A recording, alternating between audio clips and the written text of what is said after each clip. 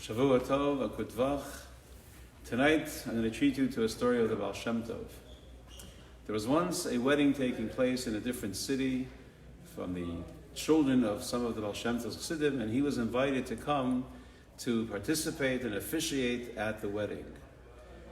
So he arrived in the city, and as he's on his way to the chuppah, many people are gathered outside, and on Baal Shem Tov's way to approach the chuppah, he turned to a side. There was a man, a Jewish man, walking over to where the horse and wagons, this is, pre-Uber locations.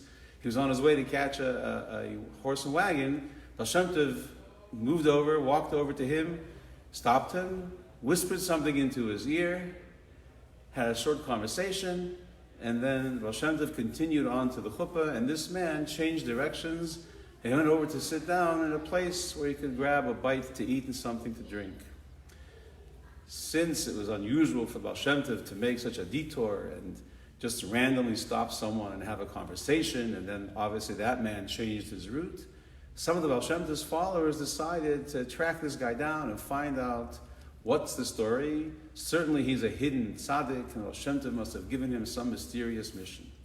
So they sat down at his table and they said, Rebbe, tell us what's going on with you and the Baal Shem Tov. Share with us some insights, some greatness of you or the Baal Shem Tov. Obviously, you must be a holy person. The Baal Shem Tov stopped his direction to speak with you. And the guy looks at them in surprise, and he insists that he's not a tzaddik and he's nothing special, but don't mess with Chassidim. They nudged him till finally he said, okay, I'll tell you the real story. I have a very good friend who was not so successful for many years. And at one point he left his family and his village to go and seek his fortune. And he was gone for 3 years. And he returned with a considerable fortune. He had become very successful.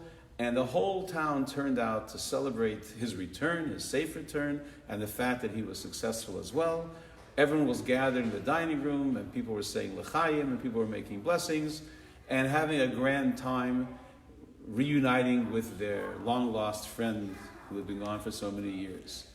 At one point, they ran out of food and drink, and I went into the kitchen to restock and replenish the supply, and I was shocked to see right there in the closet, next to the cups and next to the mashka, there was bags and bags of cash, the money he had just earned on his trip. And I thought to myself, what a foolish friend I have, leaving his money out in plain sight. I need to teach him a lesson, not to teach him a lesson, but to educate him how to treat money with a little bit more care. Don't allow your things to be stolen. So I grabbed the bags and I put them in my pocket, and I was planning to put it aside, and then as soon as he notices that it's gone, I will, of course, return it and teach him this lesson. Well, 60 seconds after I put the money in my pocket and I was in the room, we hear screams from the kitchen. My friend had gone into the kitchen as well and discovered that the money was gone. You can imagine the noise, the screaming, the yelling, the fainting, as people began to look for the money. And there I am, his best friend, with the money on fire in my pocket. What was I to do? Pull it out and say, I was just playing a trick? I didn't know what to do. I figured, okay, listen, a few hours will go by, things will calm down, it'll be quiet in the house, I'll come over quietly and tell him the story. But with all the fainting and all the upsetness in the house, there wasn't a moment, there wasn't a quiet moment where my friend was left alone. People were standing or hanging around to comfort him, etc. And a day went by, and 2 days went by, and a week went by, and a month went by. And the longer that they went by, the harder it became for me to face up to my friend and admit to him that I had just meant to play a joke, but that I was the one who took the money. And enough time went by where I just did not see a way out. I couldn't see how I could return the money. I didn't know what to do. I was at a loss.